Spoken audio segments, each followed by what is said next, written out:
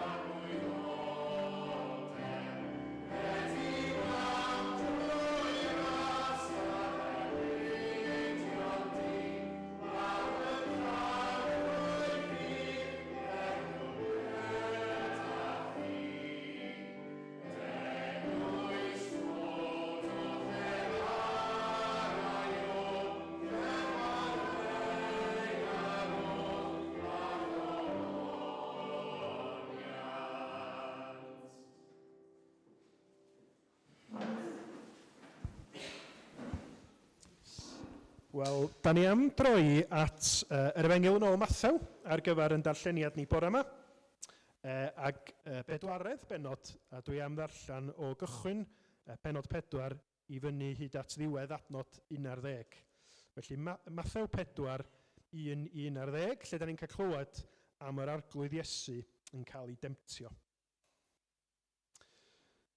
Yna, arweiniwyd Iesu i'r anialwch gan yr ysbryd i gael ei demtio gan y diafol.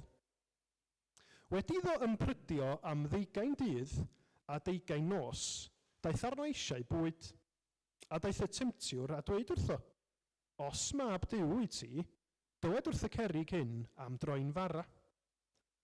Ond atebodd Iesu ef, y mae'n ysgrifenedig, nid ar fara yn unig y bydd rhywun fyw, ond ar bob gair sy'n dod allan o enau Duw.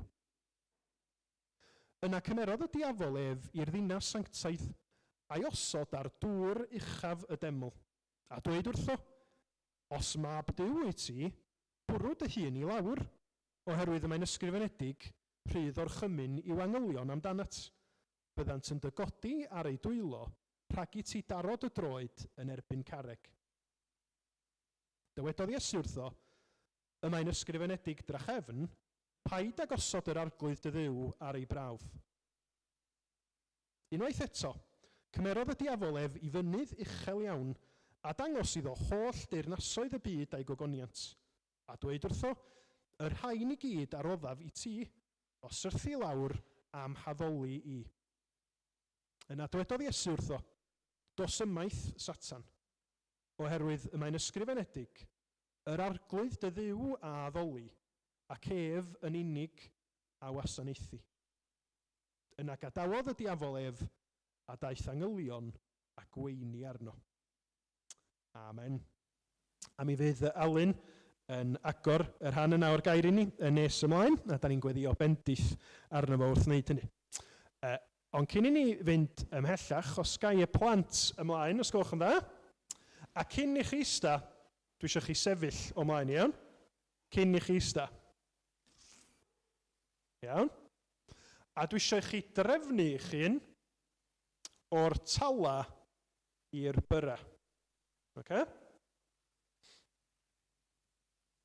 Felly, y tala ochr yma a'r byra ochr yma. A na i jecio i weld os da chi'n iawn. O. Mae o wastad chydig bach yn anodd, dydy, hefo gwallt, dydy. Da chi eisiau gweld gwallt pwy sy'n sticio fyny? Iawn. Triwch fod mewn lein syth fel bod fi'n gallu gweld. Ia, cerwch chi. A pawb sefyll yn syth? Dwi'n meddwl bod chi wedi cael... Gewch chi ista fan, diolch. Dwi'n meddwl bod chi wedi cael hynna'n iawn. O, ia, gyd i ista'r gadar, ti'n mynd gorau ista'r llawr. Wan ta.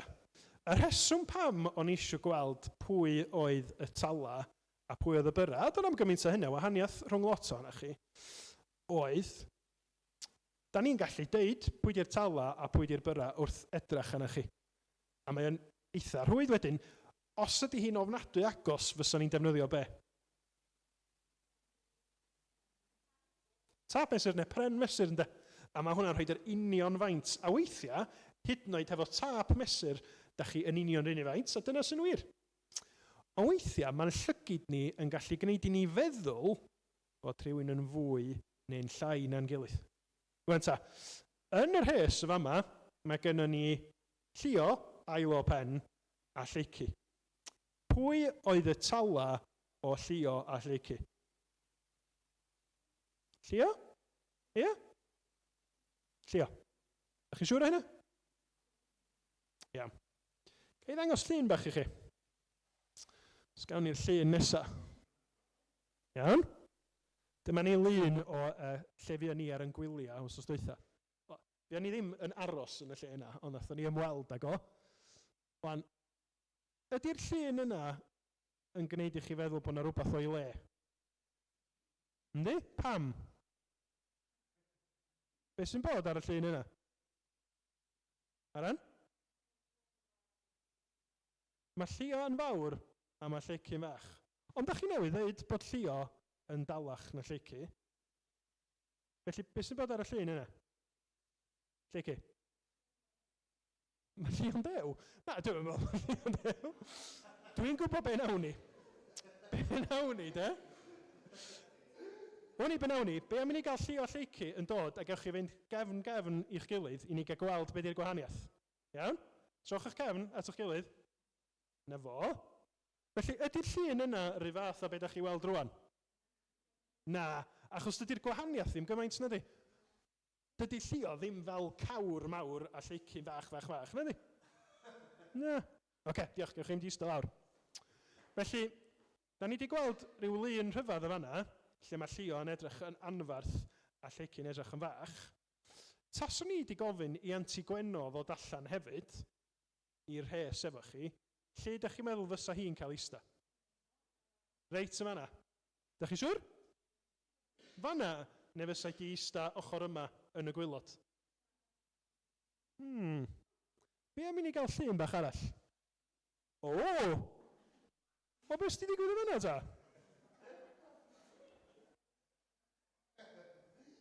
Yn fanna? Beth sydd wedi digwydd? Mae lleici yn fwy yn y mam. Sut mae hynna wedi digwydd? Mae lleici yn digwydd. Ond, na i ddim gofyn i Anti Gweno ddod allan, ond, taswn ni'n gofyn i Anti Gweno ddod allan a rhoi ti wrth ochr lleici, pwy fysa'r tala? Felly, beth sydd wedi digwydd yn fanna? Aran. Na, dwi'n wedi twtsiad y llun. Na. Lleici? Yndi, dyna di o'n de. Mae o yn le sydd wedi cael ei greu mwyn drysu hefo'n llygyd ni. Fel, yn i di, allai ddeithoch chi a sicrwydd, nath maint Gweno a Llio a Lleici ddim newid trwy'r wsos. Mae nhw yr union maint ac oedden nhw wsos dwytha, pan nathach chi weld nhw.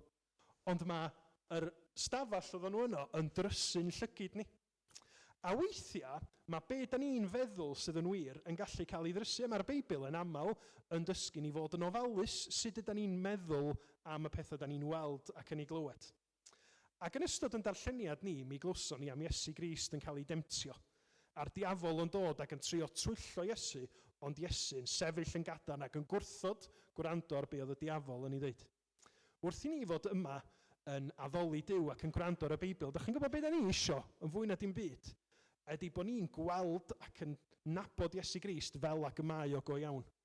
A mae yna lot o bethau sy'n gallu'n twyllo ni, gwneud i ni feddwl bod Iesu'n hyn, llall ac arall. Ond da ni'n dod at y Beibl achos da ni isio cael darlun go iawn o pwy ydy Iesu go iawn. Ac wrth i ni ddod i nabod Iesu'n well a gweld yn gliriach pwy ydy o go iawn, mi fydd hynny'n helpu ni allu diolch iddo fo ac i allu addoli fo. Mae gen i un adnod bach i orffan, lle mae Iesu'n gofyn i'w ffrindiau, pwy ydych chi gyd yn meddwl, neu pwy mae pobl yn meddwl ydw i? A sbiwch ar yr atebion. Pan gyrhaeddodd Iesu ardal Cesarea Philippi, gofynodd i'w ddisgyblion, pwy mae pobl yn dweud ydw i, mab y dyn? Mae rhai yn deud Ioan Fedyddiwr, ond dim Ioan Fedyddiwr oedd Iesu naci. Oedd Ioan Fedyddiwr yn ddyn gwahanol. Mae eraill yn deud Elias, un o'r proffwydi, ac eraill eto Jeremia neu un o'r proffwydi. Ond beth amdano chi, medda Iesu? Pwy da chi'n dweud ydw i? A mae Simon Pedr un o'r ddisgyblion o'n deud, ti ydy'r Meseia, mab y Duw byw. A dyna da ni'n gweddio amdano fo yn yr ysgol Sul, bod na ddim ysgol Sul heddiw, yn gwasanaeth ni, ydy bod Duw yn helpu ni i weld Iesu Grist yn gliriach fel ac y mae o go iawn. Bod ni ddim yn cael yn twyllo i feddwl pethau anghywir am Iesu, ond bod ni'n ei weld o a bod ni'n ei garu fo am pwy ydi o. Diolch i chi am yn helpu fi.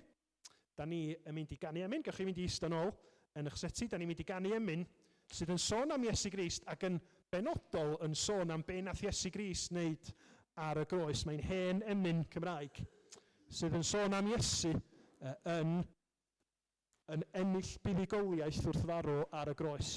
Yn Eden cofiaf hynny byth, bendithion gollais rif y gwyth, syrthiodd fy nghoron wyw, ond buddugoliaeth Calfari enillodd hon yn ôl i mi ganaf tra bwydd byw.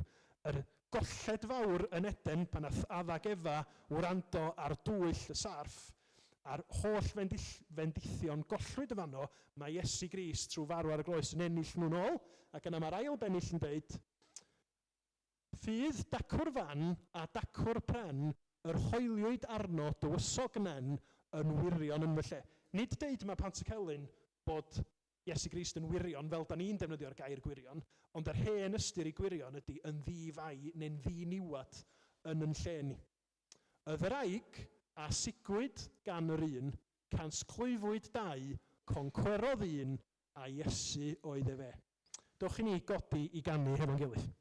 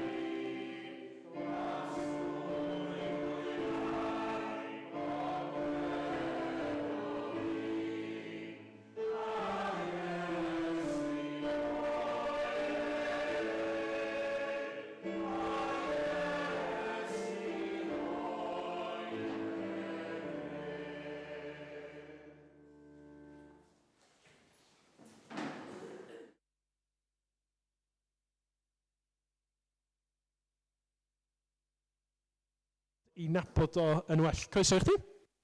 Mae'n hyfryd cael dy gwmni di yma. Wyt ti wedi bod yn Capel Ffynnon o blaen? Erioed. Mae dda bod ni yn cael cyfleoedd o di nabod o felly, dydy. Mae'n hyfryd cael dy gwmni di. Sa ti'n licio deud wrth gyfeillion Capel Ffynnon chydig bach o pwy wyt ti, o lle ti wedi dod, ac yn benodol dy brofiad di'n dod i nabod Iesu Grist. Gwrs, ie. Ar lefel hollol bydol, dwi o'n Northampton, Lloegr yn enedigol. Di byw yna 7 mlynedd. Di symud i Aberteifi wedyn pan o'n i rhyw 7 mlynedd oed. Mynd trwy addysg yn yr ardal yna, a wedyn symud i Abertawe ar gyfer brifysgol. Just cyn i mi symud i'r brifysgol, es i un maes B cyntaf fi, yn yr Eisteddfod yn Dinbych, dwi'n meddwl oedd hi? Elen, ti sy'n cyfer dyddiadau pethau. Ie, Dinbych, dwi'n meddwl oedd hi. A nath y maes B yna fynd ffordd tipyn yn wahanol i'r hyn o'n i'n disgwyl. So o'n i'n disgwyl mynd yna am parti am wythnos. Ond tro fi yno, nes i cwrdd â Will Bowden. Felly bod rai ohonoch chi'n nabod Will, oedd yn Gaernarfon gyda Chaersalem. Oedd yn gweithio yn y Gorlan fel gwirfoddolwr yn draw o Texas yn America yn Cenhadu. So nes i gwrdd â Will, dechrau siarad â fe am beth y Duw, a doedd gennym fi ddim diddordeb mawr yn beth oedd yn dweud o gwbl, ond oedd yr hyn oedd e'n cyfleu yn herio beth o'n i'n meddwl am Cristnogaeth. So oedd Will yn siarad am Iesu Grist fel person oedd e'n nabod, ac oeddwn ni byth di gweld hyn ar blaen. O'n i tyfu lan yn mynd i gapel enwadol, a di bod o gwmpas crefydd, ond eriod i clywed unrhyw un yn siarad am Iesu Grist fel person oedd e'n nabod. So dyma fi'n meddwl, y boi yma, i weld yn really cool, mae i weld yn synhwyrol, ac eto mae'n siarad am ryw imaginary friend sydd gyda fe. Beth yw hwn? Nath y ffordd oedd Will siarad am Iesu Grist, nath y herio beth o'n i'n meddwl oedd Cristnogaeth. Yr wythnos na, si gafel maes B, ond just cyn i fi fynd, nath Will roi Beibl yn llaw i. Ac oedd wedi aros lan trwy'r nos yn uwchleo pethau, yn rhoi nodiadau mewn, a gael nodyn bach yn y ffrynt yn gweddi, yn dweud beth ni wedi Dyw.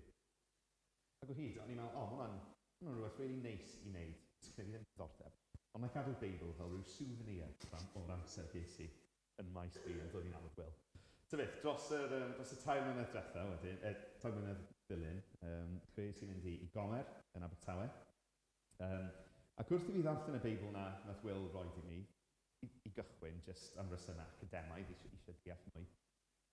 Mi nath yr arglwydd siarad i fi yn y gair mewn 3 ffordd, dwi'n cofio nhw, ar adegau gwahanol. Sgen i fi ddim rhyw fath o foment dwi'n cofio cael trwydigaeth, ond 3 moment gwahanol lle nath yr arglwydd siarad i fi trwy amser. Cyntaf yn darllen Efengil Marc. Marc 4, Iesu yn tawelu'r storm.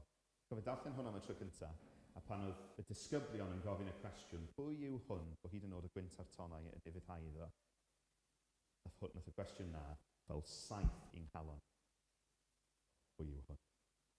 Pwy yw'r Iesu Grist yma? Ni ddim yn gwybod yr ateb ar y pryd, ond nath hynny roi rhyw awch i fi i fod mwy am Iesu ei hun. Nid jyst am y Beibl mewn ystyr academaidd, ond am berson Iesu Grist. Dwi'n cofio darllen wedyn Rhufeiniad 3, sôn am sut ni gyd wedi syrthio'n fyr o ogoniant Duw. Nath rhywbeth clicio yn y fi wedyn, mae Iesu Grist yn dduw, fel nes i weld yn Marc 4, a dwi wedi syrthio'n fyr, os dim byd dwi'n gallu gwneud i nabod y Duw yma ben fy hun. A wedyn yn hwyrach darllen Psalm 51, a yr adnodau cyntaf yna'n sôn am drigaredd Duw, gras Duw, effyddlondeb, riadus e. A rhyw bryd yn y ffenest yna, nath Duw achub fi yn hechod. Dwi'n yn siŵr yn union, ond ti am 21 mlynedd bod. So ers yna di bod, bues i'n Gomer yn Abertawe am 5 blynyddoedd, di gwasanaeth yna, a dwi yn rhaid i bellach yn Pennywel, Bryn. Bobi Pendith mawr o bod yn regus yma. Diolch yn fawr. Mae'n yn hyfryd cael clywed sut mae Duw wedi torri mewn i dy fywyd di. A'r cwestiwn yna o pwy ydy Iesu Grist mor bwysig fel oedden ni'n siarad efo'r plant. Oeddech chdi'n sôn bod chi bellach yn addoli hefo Aron Trehan yn Pennywel Caerfyrddin, a ydych chi mewn sefyllfa debyg i ni, ydych chi'n newydd werthu'ch capel. Ie, reit nawr, yn llythrennol yr adeg maen nhw'n cwrdd yn Ysgol y Dderwen am y tro cyntaf. So, ie, i ni'n digartre mewn ystyr. Ac ti eisiau deud chydig bach o ran pwyntiau gweddi sydd allan ni fod yn gweddio dros chi unrhyw gynlluniau i'r dyfodol? Ie, so o ran yn eglwys ni, i ni'n edrych i brynu adeilad gobeithio rhyw ben. Sy'n byd amlwg di dod eto, ond mae hwnna'n rhywbeth i ni'n ceisio. So plis gwydiwch dros Pennywel, ni edrych i'r dyfodol yn Caerfyrddin. Ond o ran Elen y Fynne, mae'r ddau ohono ni, blwyddyn diwetha di teimlo galwad i waith newydd, i waith o blannu. Mae gennym ni fwriad diwai mynd i blannu eglwys ym Mhenllyn. Gobeithio nesaf rhyw bryd. Cynlluniau, dal lan yn yr awyr ar hyn o bryd, dal yn ceisio dirnad ewyllus yr arglwydd yn hynny o beth. Felly plis gwyddiwch dros hynna, bod yr arglwydd wneud i ewyllus yn amlwg i ni, a ni cerdded yn byddon i'r hyn. Hyfryd, diolch yn fawr i ti. Na ni weddio, ac edrych ymlaen i glywed o'r gair gen ti nes ymlaen. O ddiwyn ta, da ni'n diolch gymaint i ti am dy fod ti'n dduw sydd yn achub, yn dduw gogoneddus, yn dad, mab ac ysbryd glân, sydd a chynllun i achub pobl i fod yn bobl i ti a titha'n dduw iddyn nhw. Da ni'n mynheiddi hynny ar glwydd neb ohona ni, ond Duw llawn gras a trigaredd wyt ti, sydd wedi dod i'r byd yn Iesu Grist i'n hachub ni. A da ni'n dyglodfori di am hynny ac yn diolch gymaint bod ni wedi cael clywed am y ffordd nes di alw ac achub Alun. Sut y gnes di trwy dysbryd glân ddangos iddo fo pwy wyt ti ar glwydd Iesu. Yr un sydd ar holl awdurdod, ond eto sydd wedi dod yn isel mwyn yn hachub ni. A da ni'n gweddio arglwydd y byddi di yn parhau fod ar waith y mywyd Alun ac Elen, arglwydd y byddi di yn ei sancteiddio nhw, yn dangos dy hun iddyn nhw, yn dy drigaredd o ddydd i ddydd, yn ei cynnal nhw, ac yn rhoi doethineb iddyn nhw'n enwedig wrth gyda nhw geisio dewyllus di am y cam nesaf yma. Arglwydd, da ni isio dy weld di ar waith ym mhob rhan o Gymru, ac yn diolch na nid Duw y gorffennol wyt ti, ond Duw byw sydd â bwriadau i gynnal ac i nerthu dy bobl gweitha pob gwrthwynebiad. A da ni yn gweddio arglwydd y byddi di yn rhoi doethineb ac yn rhoi arweiniad i'r eglwys ym Mhenywel hefyd, wrth iddyn nhw fod yn symud o un adeilad yn chwilio am un arall. Arglwydd, da ni'n ym Mangor yn ymwybodol o'r heria sydd yn dod o hynny. Ond da ni'n gofyn y byddi di trwy'r broses ono yn dysgu dy bobl be ydi o'i ymddiried yn llwyr yno ti. I gydnabod mai ti arglwydd Iesu ydi pen yr eglwys, a da ni eisiau bod yn ifydd i ti fel gweision. Arglwydd, da ni'n diolch, fel da ni wedi clywed Alun yn sôn am y ffordd y gnes ti ddefnyddio cenhadaeth yn y Steddfod, a da ni'n gweddio yr wsos yma y byddi di trwy dysbryd eto ar waith. Ella bod yna bobl yn siarad efo Cristnogion sy'n rioed di ystyried pwy wyt ti na dair di. Ond da ni'n gofyn arglwydd y byddi di trwy dy ddirgel ffyrdd yn galw pobl ata ti dy hun, yn dangos iddyn nhw nad yda ni yn ddiogel yn y nerth yn hynny ac yn dilyn yn doethineb yn hynny. Bod dy farn di'n dod i bawb sydd yn gwrthwynebu ac yn troi cefn ar Iesu Grist, ond bod Iesu wedi mynd i'r groes mwyn i ni gael mabwysiad, mwyn i ni gael yn derbyn yn blant i ti oherwydd i waith gorffenedig o. Felly arglwydd eneinia ar genhadaeth yn y Steddfod a bob un sgwrs rhwng Cristnogion a'i ffrindiau sydd ella'n ddim yn dynabod di eto. Arglwydd, da ni'n gofyn dyfendith di ar Gymru gyfa. Bob man lle mae dy bobl di'n cyfarfod y bore yma, da ni isio cael dynabod di'n well a cael yn bwydo a'n arfogi ar gyfer bod yn dystion i ti am yr wythnos sydd i ddod. Bydd ar waith felly o arglwydd, tosturia wrthon ni, a maddau ni bob pechod a bai, wrth i ni ofyn hyn i gyd yn enw ac yn heiddiant, ni'n harglwydd Iesu Grist. Amen. Diolch i ti, Alun.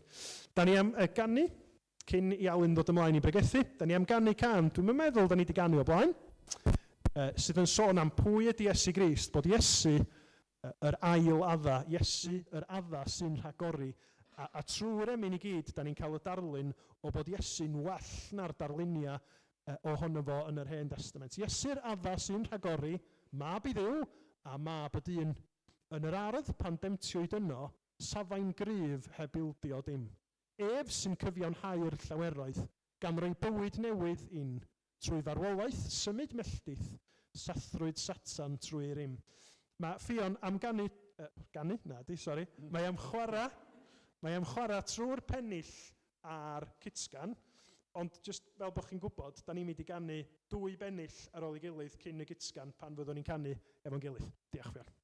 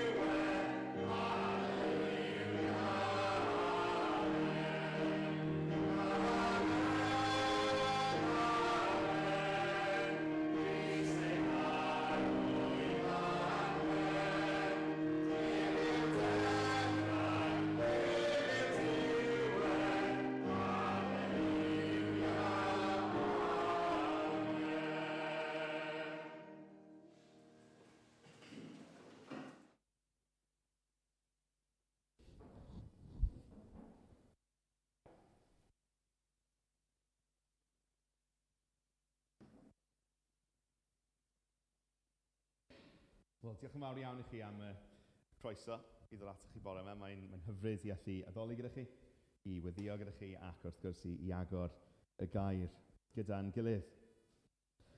Rhywbeth i chi wybod am Elen a Minna. I fi, un o'n hoff lyfrau, ac i ni, un o'n hoff ffilmiau, yw'r Fellowship of the Ring. Ar ôl cyflwyno Mia i Iesu Grist, dwi'n meddwl cyflwyno Mia i'r Fellowship of the Ring yw'r peth dwi'n mwyaf prowd o.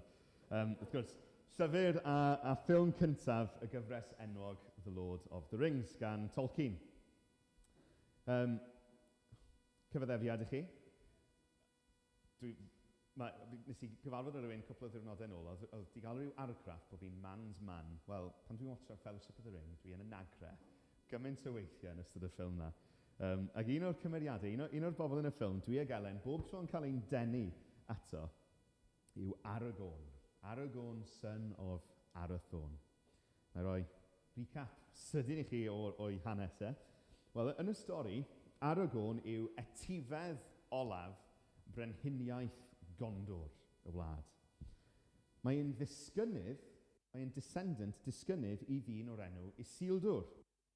Mae yna hanes trist i Isildur. Blynyddoedd maith, cyn dyddiau Aragorn, dath Isildur wyneb yn wyneb ar Gelyn. Wyneb yn wyneb a Sauron, the Dark Lord, maen nhw'n galw fe. Mae Isildur yn torri i ffwrdd y fodrwy hyd o law Sauron. A dyma fe'n cael y cyfle i daflu'r modrwy i'r tân a goresgyn drygioni unwaith ac am byth. Ond mae Isildur yn cael ei demtio gan pwer y fodrwy. Mae'n cadw'r fodrwy yn hytrach na'i dinistrio hi. A mae drygioni ddim jyst yn goroesi, ond yn cael cyfle i ffynnu. Yng nghalonau dynion, nes bod teyrnas y wlad ar ei gliniau. Bod yn edrych fel bod pob dim ar ben ar ddynolryw. Mae'n ymddangos bod y llinach brenhinol, the line of kings maen nhw'n galw, wedi methu. Ond 3,000 o flynyddoedd ar ôl dydd Isildur, mae yna un ddisgynydd ar ôl. Un etifedd i'r goron. Yn y ffilm, mae yna olygfa yn codi rhwng Aragorn, y disgynydd, a'r y fenyw mae e'n dymuno i phriodi Arwen. A mae hi'n dal â fe mewn rhyw fath o existential crisis, a mae hi'n gofyn iddo fe, why do you fear the past? You are Isildur's heir, not Isildur himself. Ymateb Aragorn i hynny, same blood flows through my veins, same weakness.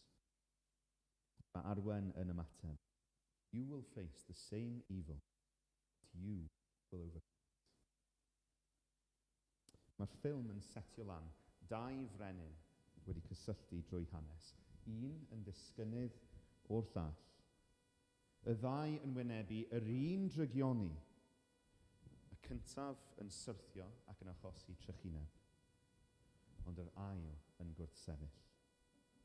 A thrwy hynny mae Aragorn yn dod â buddugoliaeth dros yr un drwg.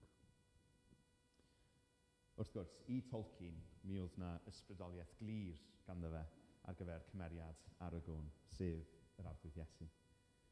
A bore yma, ni wedi darllen, ond fe fyddwn ni'n esbonio'r hanes yna o'r Arglwydd Iesu yn wynebu yr un drwg, yn wynebu drygioni, yn goresgyn drygioni, ac yn sicrhau buddugoliaeth i ni dros drygioni.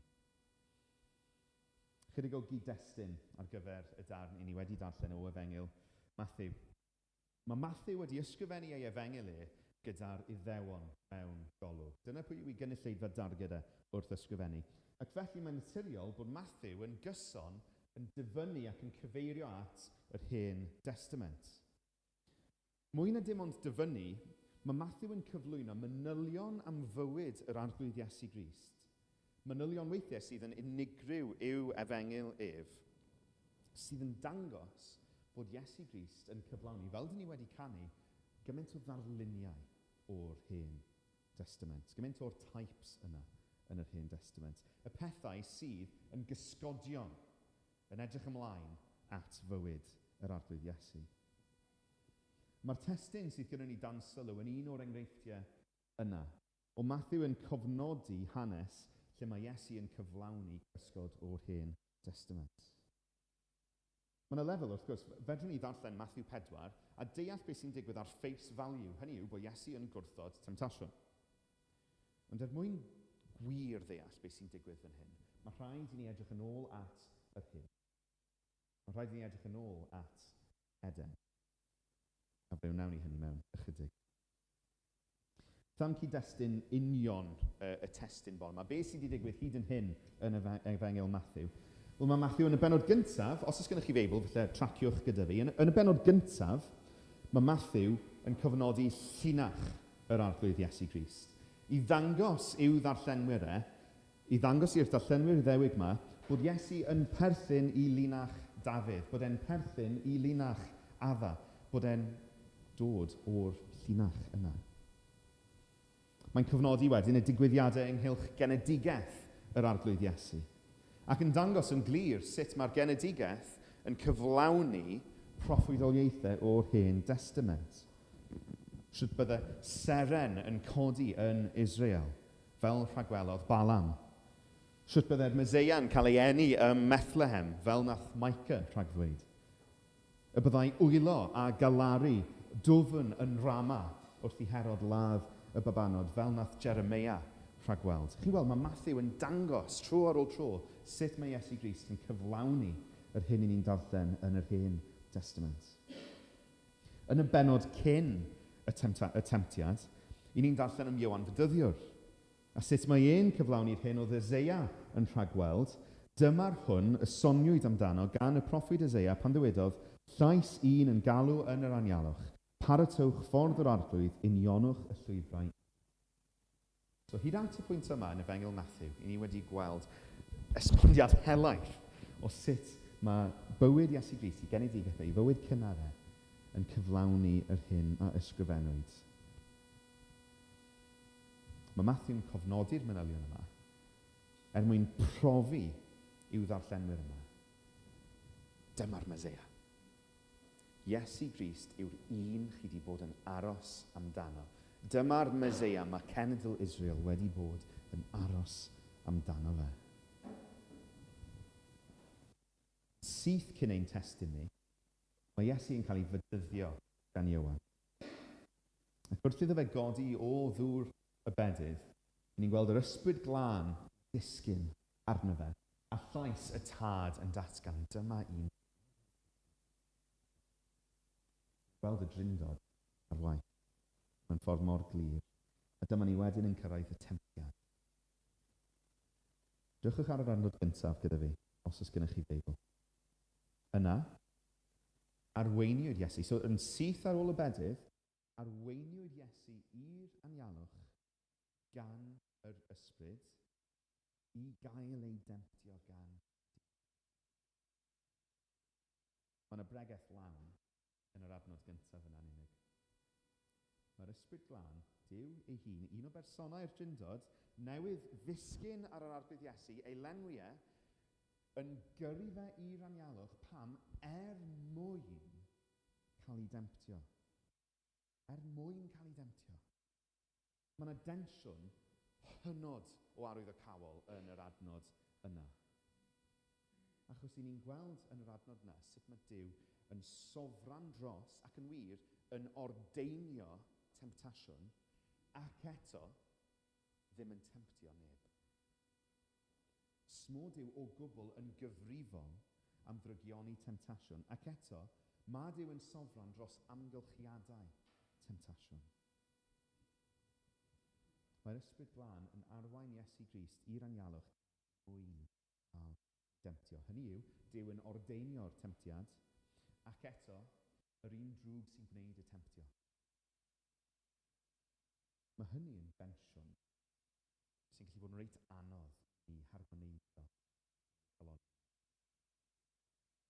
Oni bain bod ni'n cofio gosod cymeriad perffaith Duw, ochr yn ochr gyda'r hyn mae ei wedi ordeinio. Mae Paul yn sgwennu am y ddau beth yna mewn dau wahanol fan. Mae Duw yn dda yn gweithio'r cyfan lles y rhai sy'n ei garu yn ysgrifennu hynny at y Philippiad, at y Rhufeiniad, mae'n dweud i fi. Ac mae Duw yn ffyddlon, ac ni fydd yn gadael i chwi cael eich brofi y tu hwnt i'ch gallu yn wir, gyda'r prawf fe rydd ddihangfa hefyd a'ch galluogi i ymgynnal dano. Yn ysgrifennu hynny at y Corinthiaid. Hynny yw, mae Duw yn sofran dros temptasiwn a dros brawf, dros dreial. Duw yn sofran, mae Duw yn dda. Wrth i ni wynebu amgylchiadau heriol, wrth i ni wynebu treialon, yn benodol falle, wrth i ni wynebu temptasiwn, mae rhaid i ni ddal ymlaen i'r gwirionedd bod yr arglwydd sofran ar un llaw, bod e mewn rheolaeth. Y llaw arall, mae'r arglwydd yn rhyfeddol o dda. A pan ni'n dal y ddau beth yna, felly ni ddweud mewn ffydd, mae'r arglwydd yn gweithio'r cyfan, yn sofran dros y cyfan, gan gynnwys unrhyw dreialan ac unrhyw temptasiynau ddaw i'n rhannu, ond hynny ein lles ni am ei fod yn dda. Mae Duw yn sofran, mae Duw yn dda. Fe welwn ni yn ein testun ni sut mae Duw yn defnyddio y temptiad yma. Mae e wedi ordeinio draw ein daioni drwy'r arglwydd Iesu Grist. So dyma Iesu nawr yn yr anialwch, wedi ymprydio am 20 dydd a 20 nos. Hynny yw, mae e ar ei wanaf yn gorfforol. A wedyn dyma'r un drwg yn dod ac yn ei demptio. Y diafol yn gwneud y mwyaf o'r cyfle yn aros nes bod Iesu Grist ar ei wanaf yn gorfforol. Achos mae'r un drwg glyfar, yn slei, a mae'n targedu cyfnodau o wendid. Sy'n siarad gyda Steff ar y cychwyn am yr haf. Haf yn gallu bod yn cyfnod llawer prysurach i ni fel Cristnogion na falle i bobl sydd ddim yn Cristnogion. Na bedde, y gwersyllloedd ac yn y blaen. Brysur iawn dros yr haf. A wedyn weithiau mis Medi, ni'n bwrw'r slym. Gwendid corfforol yn bwrw. Hwyliwch. Hwyliwch yn eich gwendid am ymosodiad. Mae'r diafol yn temptio Iesu Grist gan dargedu 3 ffyrdd. Mae'n apelio neu'n targedu pŵer Iesu Grist. Mae'n targedu ymddirieddaeth Iesu Grist yn ei dadau. A mae'n targedu yr hyn sydd i ddod yn nyfodol Iesu Grist. Sy'n digwydd dan yr wyneb fan hyn, ni'n mynd i tracio trwy'r 3 ffyrdd yna. So mae'r diafol yn targedu pŵer yr arglwydd Iesu Grist. Mae Iesu'n llwgu. Os mae wedi bita ers 20 dydd a 20 nos, beth yw temptiad cyntaf y diafol? Os taw mab Duw wyt ti, dywed wrth y cerrig hyn am droi yn fara. Deallwch yn y lle cyntaf, mae'r diafol yn temptio Iesu Grist gyda rhywbeth mae e'n hollol abl i'w wneud. Mae gan Iesu Grist y pŵer i droi cerrig yn fara. Mae Iesu yn dangos ei awdurdod dros byd natur sawl tro drwy'r Efengylau. Fel o'n i'n cyfeirio at y gyna, wrth iddo fe dywelu'r storom, wrth iddo fe fwydo'r 5,000, wrth iddo fe droi'r dŵr yn wyn. Mae gan Iesu Grist pŵer llawn dros byd natur. Mae'n hollol abl i droi'r cerrig yn fara. Pam bydde fe'n problem Iesu droi'r cerrig yn fara? Be oedd yn bod yn gwneud? Mae ateb Iesu'n dangos i ni. Falle bod ychydig o waith deall i wneud yn deall sut mae hwn yn ffitio at ei gilydd. Mae Iesu'n dweud, nid ar fara yn unig y bydd rhywun fyw, ond ar bob gair sy'n dod allan o enau Duw. Mae Iesu'n ateb temptiad yr un drwg gyda'r ysgrythyr. A drwy ateb gyda'r geiriau hynny, ydy Iesu'n dweud bod myfyrio ar eiriau Duw yn ddigon i gadw ei gorffau rhag lwgu rhywsut? Nadi. Ar lefel arwynebol, mae Iesu'n sôn am yr ysbrydol, taw geiriau Duw sydd yn fwyd i'w enau de. Mae'r un peth wrth gwrs yn wir ar ein cyfer ni. Heb air Duw, dyn ni yn llwgu yn ysbrydol. Ond dyw hwnna dal ddim yn esbonio pam nad oedd Iesu yn troi'r gerrig yn fara. pam nad gair Duw a troi'r cerrig yn fara. Mae'n rhaid i'r arglwydd Iesu y bydde troi'r cerrig yn fara yn torri gorchmynion Duw rywsut. Felly ystyriwch gorchmynion y tad i'r mab ar ei gynhadaeth i'r ddaear. Dyw y tad yn danfon y mab wedi trefnu gwneud hynny yn rhagddoldeb bell. Dychmygwch a ystyriwch beth oedd comisiwn y tad i'r mab. Gath Iesu ei ddanfon i'r byd mwyn byw bywyd fel dyn. Hynny yw, yn wynebu pob her, yn wynebu pob gwendid, pob temtasiwn sydd yn perthyn i ddynion. Pwy ohonoch chi sy'n gallu troi cerrig yn fara pan ych chi angen bwyd? Neb. Chi'n gweld, bydde troi cerrig yn fara yn golygu bod Iesu yn mynd yn groes i'w gomisiynau. Roedd rhaid i Iesu Grist cerdded y ddaear yma fel dyn, a hynny gan wynebu bywyd dynol go iawn. Dyna mae'r ymgnawdoliad yn golygu, bod Duw wedi cymryd cnawd a byw fel un ohono ni go iawn, heb unrhyw shortcuts yn ei brofiadau fel dyn. A mae hynny'n dod fwyaf amlwg, dwi'n meddwl, pan ni yn meddwl am wyrthiau Iesu Grist. Achos wrth gwrs, mae Iesu yn dangos ei bŵer, ond meddyliwch am bob un o'r gwyrthiau mae Iesu Grist yn cyflawni. Pa wyrth mae Iesu Grist yn cyflawni ei fydd ei hun? Dim un. Dim un. Dyma Iesu Grist yn dod fel dyn oedd ar gallu i wneud unrhyw beth oedd e'n mynd i wneud. Gallai fe wedi wneud bywyd yn haws iddo fe ei hun unrhyw ffordd oedd e'n mynd.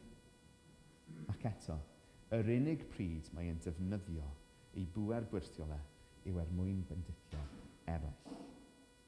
Mae brofiad yn un hollol dynol. Bydd troi cerrig yn fara yn wyrth hunanol, ac felly yn wyrth yn anufuddod i gomisiwn a gorchymyn ei dad. Mae'r un drwg yn apelio at bŵer Iesu Grist sy'n treul targedu ei bŵer i ddelio gyda'i anghenion corfforol a mae Iesu yn gwrthsefyll hynny. Nid dyna pan mae Iesu Grist wedi dod. Yw'r ail beth mae'r diafol yn wneud. Mae e'n targedu ymddiriadaeth Iesu Grist yn ei dad. Mae diafol wedyn yn cymryd Iesu i dŵr uchaf y deml, falle mewn gweledigaeth, falle yn y cnawd, naill ffordd, beth yw'r temptiad nesaf? Os mab Duw wyt ti, bwrw dy hun i lawr, oherwydd y mae'n ysgrifenedig, bydd o'r chymyn i'w angylion amdanat. Byddant yn dygodi ar ei dwylo rhag i ti darod y droed yn erbyn areg. Mae'r diafol yn mynd am ymhellach fan hyn. Mae'r diafol nawr yn cymryd geiriau Duw o Salm 91. Mae'n cymryd geiriau allan o'i cyd-destun nhw yn llwyr, mae'n wastad perygl yn hynny. Ac mae'n gwyr droi adnodau Salm 91. Mae'n gwyr droi'r adnodau yma sydd yn dod o salm sy'n sôn am ymgolli yn yr arglwydd. Salm o lochesu yn llwyr yn niw. Mae'n troi rheini mewn i geiriau o roi Duw ar brawf. Iesu, os taw mab Duw wyt ti, tafla dy hun i lawr. Bydd y tad yn dachub ti.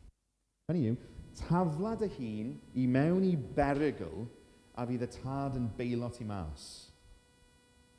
Nid dyna yw neges Salm 91. Salm 91 yn salm sy'n ein annog i lynu wrth yr arglwydd am ei fod e'n noddfa ac yn gair ac yn amddiffynwr.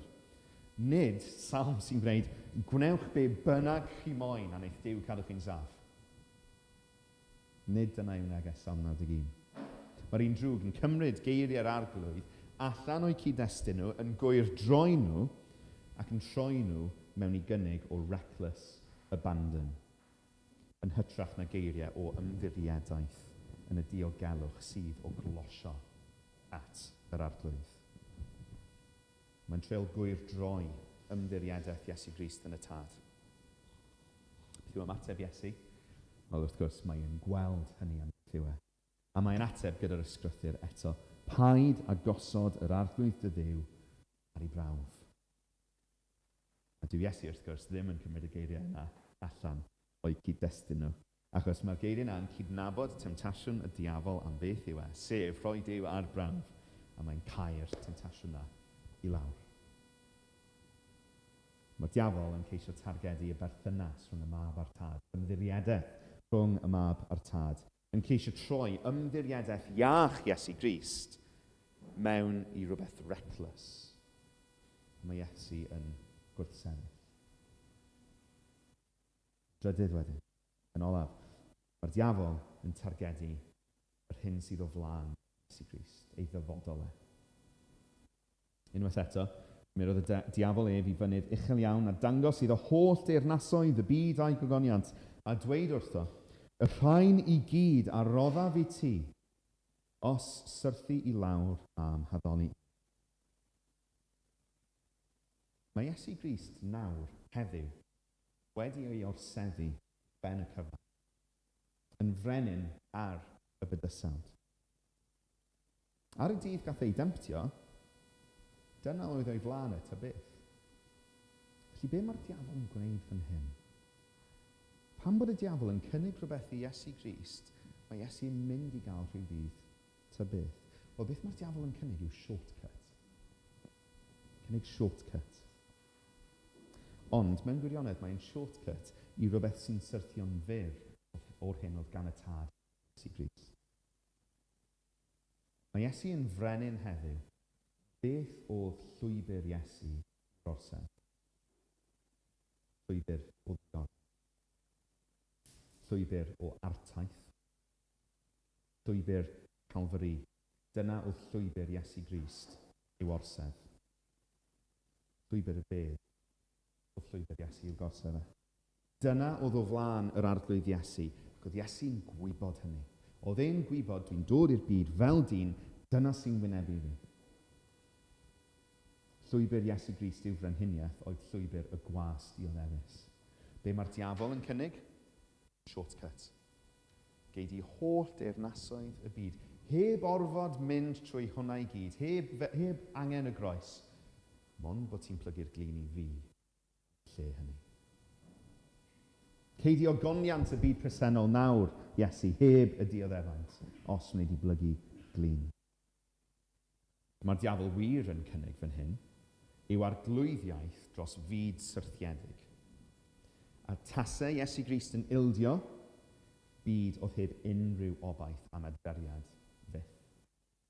Mae'r diafol yn cynnig shortcut i Iesu Grist i arglwyddiaeth, ond mae'n arglwyddiaeth israddol. Mae'r llwybr mae Iesu'n cerdded yn ei arwain at arglwyddiaeth, ond mae hynny yn arglwyddiaeth dros fyd fydd yn berffaith yn y pen draw. Mae yna wers i ni yn hynny eto. Mae shortcuts yn aml yn arwain at ganlyniadau israddol. Peidiwch cymryd shortcuts ysbrydol. Be bynnag mae hwn yn edrych fel i chi. Eto, be yw ymateb Iesu Grist? Mae'n gwrthsefyll. Mae'n ateb y diafol gyda'r ysgrythyr eto. Yr arglwydd dy Dduw a addoli, ac ef yn unig a wasanaethu. Smo Iesu'n plygu'r glin i Satan, mae'n gwrthod y temptiad trwy hynny gosod ei hun ar lwybr weinidog. Dyna pan mae'r weinidog yn dod wedyn. Mae'n gosod ei hun wedyn ar llwybr. Yn dewis llwybr gwasanaeth dros arglwyddiaeth syrthiedig. Llwybr sydd yn y pen draw yn arwain at ei gorsef ef. Mae'r diafol yn targedu yr hyn sydd i ddod i Iesu Grist, yn ceisio cynnig shortcut. Iesu yn gwrthsefyll, yn dewis y llwybr anodd. 3 themptiad diaflig, 3 gwrthodiad cadarn. Fel dwi'n siŵr, o ystyried y pethau ni wedi bod yn canu, mae temptiad Iesu dwi'n siŵr yn galw i gof temptiad arall. Temptiad bydde Matthew, yr awdur, wedi disgwyl i'w gynulleidfa fe gofio. Genesis pennod 3 wrth gwrs, ni'n gweld Adda ac Efa yn cael ei demptio gan yr un drwg. Ti sôn ar y cychwyn am Aragon, son of Arathon, ag Isildur, a geiriau arwen I Aragon, you will face the same evil, but you will overcome it. Wynebodd adda, yr un drwg yn yr ardd, wynebodd Iesu, yr un drwg. Nath Iesu goresgyn. Ond gymaint mwy yw'r goresgyniad na'r cwymp, achos ystyriwch amgylchiadau adda. Dyw wedi ei greu heb bechod, gydag ewyllus hollol rydd I ddewis cyfiawnder. Yn abl I ddewis cyfiawnder, tasau fe'n dewis. Mae adda mewn perthynas gyda Dyw fel tad iddo fe. Mae e'n llywodraethu dros y greadigaeth am fod Dyw wedi rhoi hynny'n gymisiwn iddo fe. Mae e'n cario delw Dyw ynddo fe, heb ei dorri ar y pwynt yma. Mae e'n mewn paradwys, mae e'n Eden, lle mae yna ddigonedd o fwyd. Mae Dyw wedi bod mor hael, mor raslon, nes iddo fe hefyd rhoi efa I adda. Mae wedi rhoi graig iddo fe.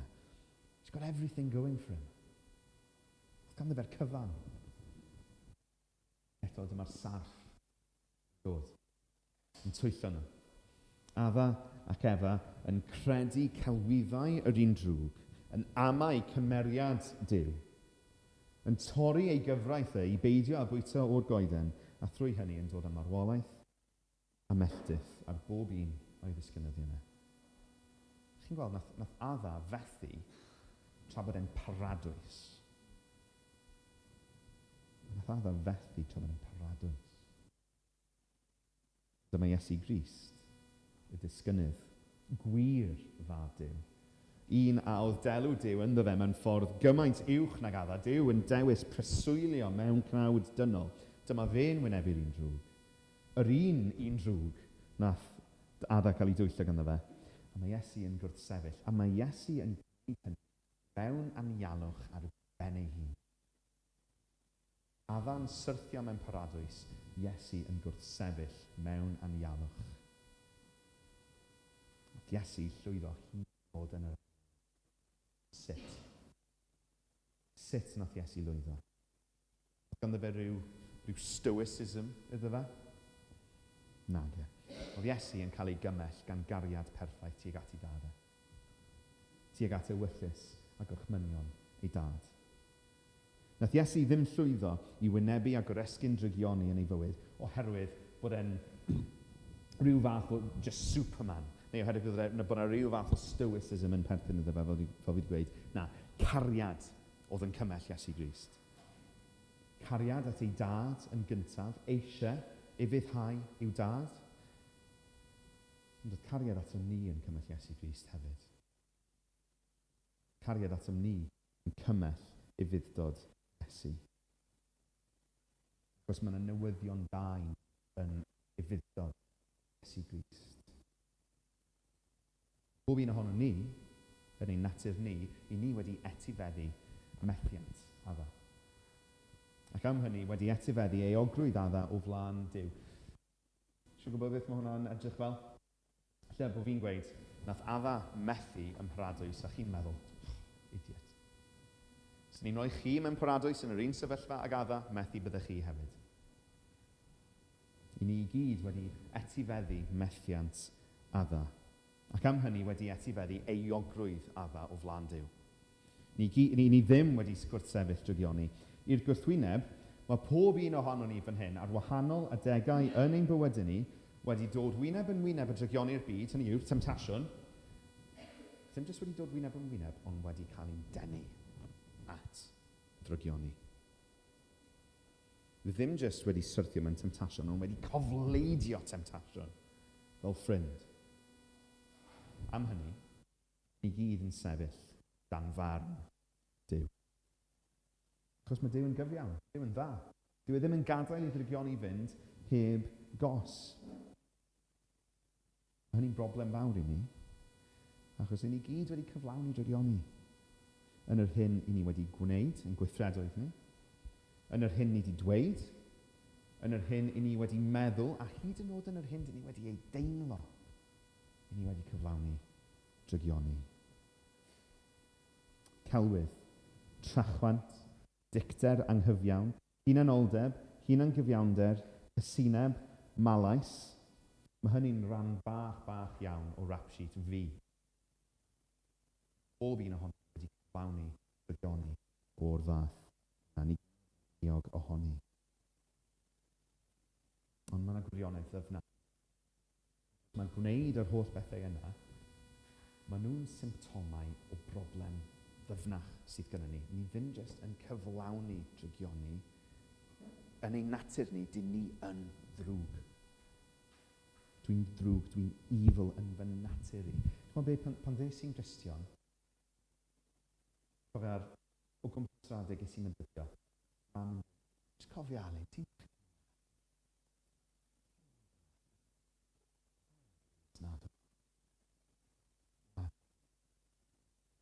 Dwi'n ddrwg yn fy natur i. Mae natur fi yn anghyfiawn ger bron Duw. Dyna pan mae hanes temtasiwn Iesu Grist, neu temptiad Iesu Grist, yn newyddion da i ni. Yn newyddion anhygoel i ni. Achos dwi'n anghyfiawn yn olwg Duw. Be dwi angen? Dwi angen cyfiawnder. A dwi angen cyfiawnder, dwi'n methu ennill dros y fi fy hun. Ac achos bod fi'n ddyn, dwi angen cyfiawnder dynol. Dwi angen cyfiawnder dyn. Dwi angen cyfiawnder rhywun arall felly. Dwi angen cyfiawnder dyn arall. Yn ei demptiad, mae Iesu yn llwyddo lle nath adda felly. Y natur ddynol, mae Iesu Grist yn gwisgo, yn gwrthsefyll. Cyfiawnder dynol go iawn. A'n wir, mae temptiad Iesu Grist yn rhyw fath o microcosm ar gyfer gweddill ei fywyd e. Achos mae bywyd cyfan Iesu Grist yn fywyd o wynebu temtasiwn, gwrthsefyll temtasiwn, ac ennill cyfiawnder i ddynion. Bywyd perffaith dynol. Mae gan Iesu felly cyfiawnder perffaith yn iddo fe. Mae ganddo fe'r cyfiawnder yna. Dyn ni angen, a mae Iesu Grist yn cynnig y cyfiawnder yna i bob un ohono ni heddiw. Duw yn cynnig ein gwisgo ni yr anghyfiawn gyda chyfiawnder dynol perffaith Iesu Grist. Cyfiawnder dynol nath ennill drwy fywyd heb bechod. Mae'n cynnig eich gwisgo chi a'r cyfiawnder hwnnw. Dwi'n gwybod, mae sawl un ohonoch chi eisoes yn gwisgo cyfiawnder Iesu Grist. Clod i Dduw am hynny. Clod i Dduw bod Duw eisoes wedi gwisgo nifer ohono ni fan hyn gyda'i gyfiawnder ein barod. Ond falle bod y rai ohonoch chi yma bore yma sydd ddim wedi derbyn cyfiawnder Iesu Grist. Sydd ddim wedi derbyn yr hyn mae e'n cynnig.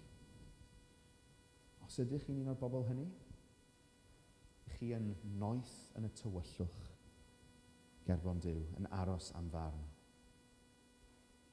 Ond mae Iesu'n cynnig gwisg i chi. Mae'n cynnig gwisg o gyfiawnder, sef ei fywyd perffaith ef. Fel eich bod chi yn gallu nesau at Dduw, a ddim jyst cael eich derbyn, ond cael eich datgan yn hyfryd. Be nath y tad ddweud am Iesu Grist? Dwi'n ymhyfrydu ynddo fe, am ei fod yn gyfiawn. Yr un cyfiawnder oedd yn perthyn i Iesu, mae'n cynnig eich gwisgo chi gyda hynny. Fel eich bod chi yn dod ger bron Duw. A Duw yn dweud, yw ti'n hyfryd yn fy ngolwg i.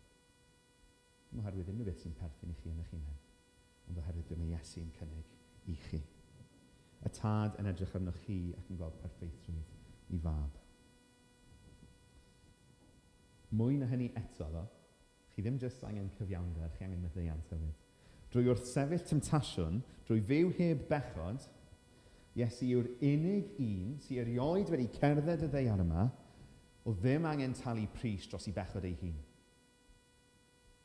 Yr unig un. Dim pechod ac felly dim cosb iddo fe. Ac am nad oedd ganddo fe gosb i gymryd dros ei hun, mae Iesu yn rhy. Bydd eich lle chi o flaen barn. A dyma mae Iesu'n cynnig ar y groes. Cymryd eich lle, cymryd llyd a barn y tad, i gymryd eich cosb, i gymryd eich gwarth, i gymryd eich cywilydd chi, i gymryd eich eogrwydd chi, eich pechod chi, yn eich lle, fel nad oes rhaid i chi wynebu'r pethau hynny. Dim ond Iesu sy'n gallu cynnig y pethau yma i chi.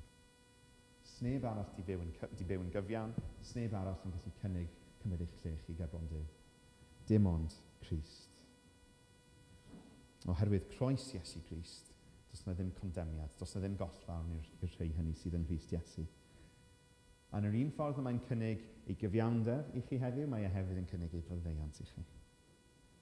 Yn cynnig ei gyfiawnder yn wisg i chi, ond mae'r llaw sy'n cynnig y cyfiawnder yn wisg yn law sydd â chraith ynddi, am fod Iesu wedi mynd i'r groes ar eich mwyn chi os newch chi gymryd e. Mwy na hynny eto. Newyddion gwethfydd eto. Nath Iesu Grist codi o'r meirw ar ôl iddo fe fynd i'r groes. A chymod y natur drwg, o'n i'n sôn am, natur sy'n perthyn i bob un ohono ni, y cnawd dynol na, sydd wedi etifeddu methiant adda. Mae Iesu wedi cymryd y cnawd yna i mewn i'r bedd, ond wedi codi eto gan berffeithio hi. Yn atgyfodiad Iesu Grist, mae yna fywyd newydd i chi, fel creadigaeth newydd, oherwydd i Iesu Grist rhoi natur newydd, y natur ddynol perffaith.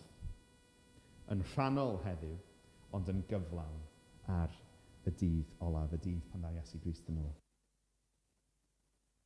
Mae Iesu'n cynnig ei fywyd i chi yn gyfiawn. Mae'n cynnig ei farwolaeth i chi yn fyddeiant. Mae'n cynnig bywyd newydd i chi yn ysgyfod. Os chi wedi derbyn hynny, llod i Dduw. Diolch iddo byth am hynny. Os nad yw'r pethau yna'n reality yn eich bywyd chi, dwi'n nabod rai ohonoch chi, a diolchgar iawn bod fi'n nabod rai ohonoch chi. Dwi'n mynd nabod chi gyd. Dwi ddim yn mynd i gymryd yn ganiataol bod hyn yn reality i chi. Os nad yw hyn yn reality i chi, ond chi'n gweld dwi angen hyn. Mae rhaid i mi gael hyn. Newch chi please siarad gyda fi neu Rhodri ar ddiwedd yr oedfa.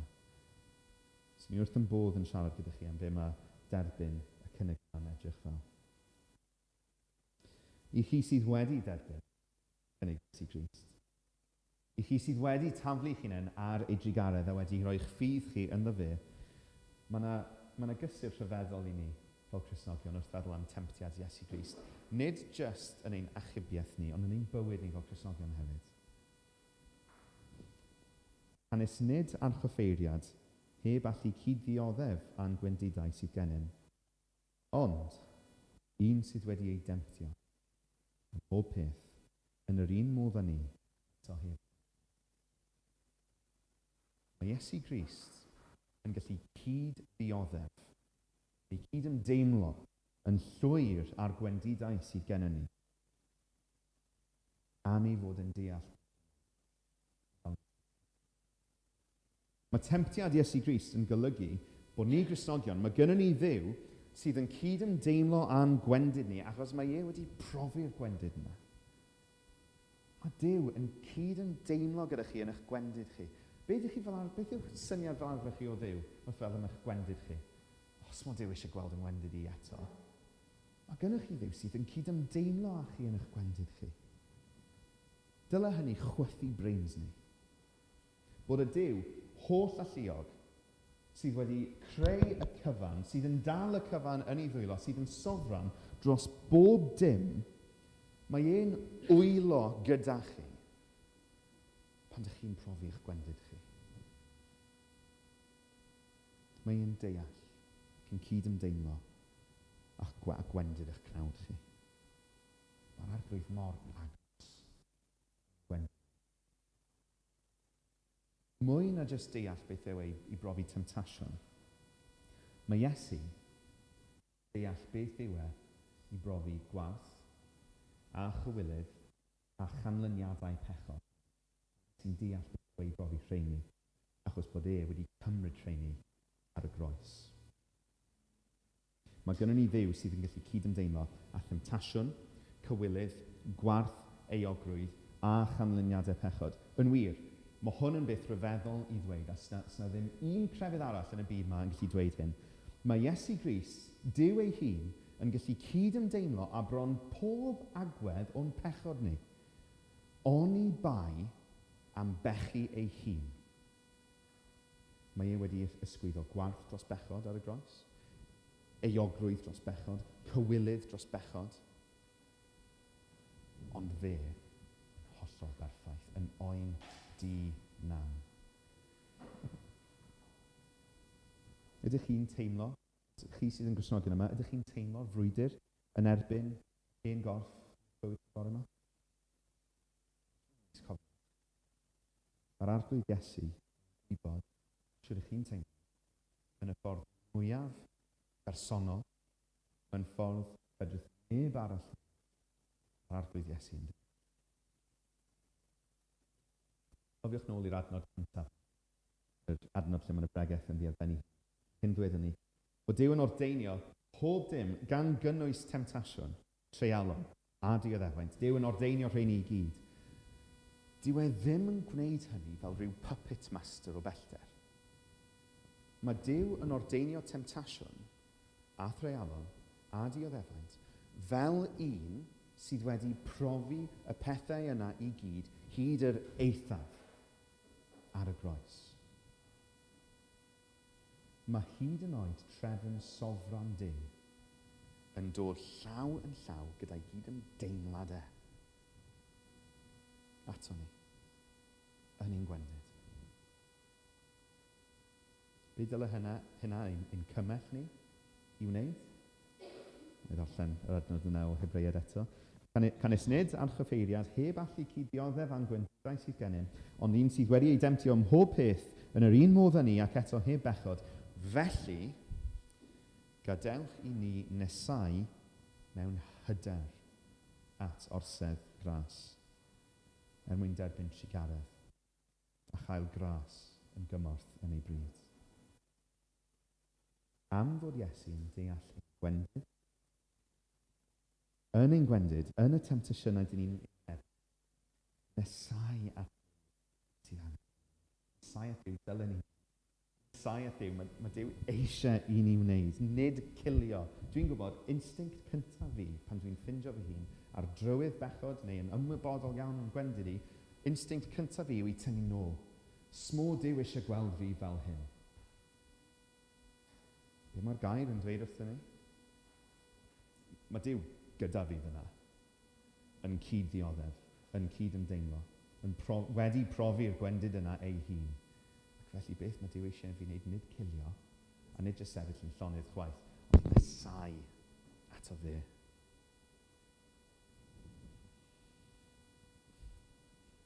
Weithiau, mae'n o ran hunan gyfiawn yn ni falle.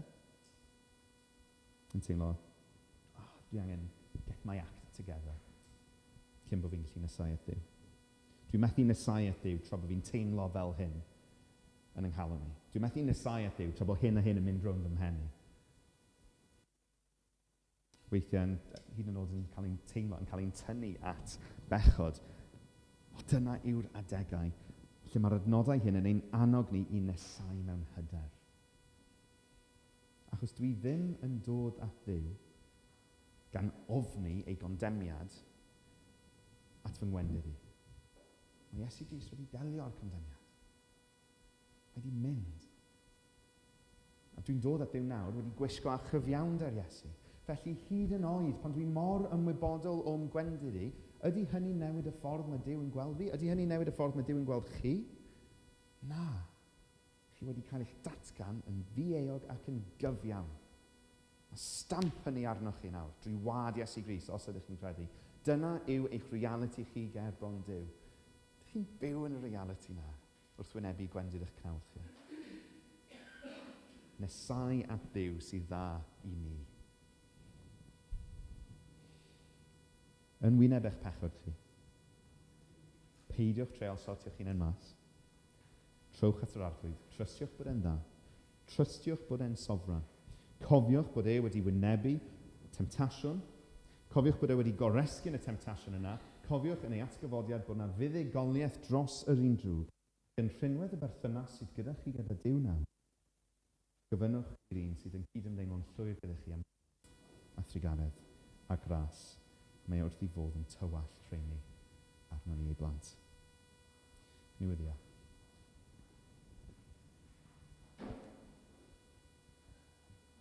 O Dduw ein Tad. Rydyn ni'n diolch i ti am y fath cariad ti wedi dangos atom ni. Atom ni bechaduriad oedd yn heithi dim o digariad. Ti wedi dewis danfon dy fab Iesu fel dyn, bod e wedi byw bywyd hollol ddynol, wedi profi ein gwendid ni, wedi wynebu temptasiwn, wedi ysgwyddo arno fe ei hun, ein gwarth, ein cywilydd, ein eoglwydd ni. Ac felly diolch arglwydd, honni bai am cyflawni pechod, bod e ddim byd yn ein bywyd ni, dyw'r arglwydd Iesu ddim yn gallu cyd yn deimlo. I ni'n diolch bod gennym ni Dduw sydd mor bersonol, mor agos atom ni. Ni'n diolch, Dad, mae dyna pwy wyt ti. Mae dyna yw dy gymeriad di, bod ti yn Dduw sydd wrth dy fodd yn nesau at y rhai sydd yn isel ei ysbryd, ac felly arglwydd, ni'n gweddio. Hyd yn oed bore yma, hyd yn oed os ydyn ni'n teimlo'n ffantastig, hyd yn oed arglwydd yn enwedig os ydyn ni'n teimlo bod pethau ar chwal arno ni, ni'n gweddio arglwydd, byddwn ni'n profi ti fel Duw sydd wedi darostyn dy hun atom ni. Ac felly yn hynny gofod y ti'n achosi i ni nesau at orsedd gras yn llawn hyfryd, derbyn trigaredd y gras yn gymor. Diolch ti ar gyfan. Gwyddio bydd y dair ti yn preswylio yno ni ac yn ein plith yn ei holl gyflawnder, yn ei holl gyflaeth, drafod y pethau yma ar ôl yr oen. Dani, meddwl i orffen. Un emyn olaf. Bron yw a'i orsedd. Llawn dilys, yr argyffeiriad mawr i wedd. Trosodd. Sefyll a chanu.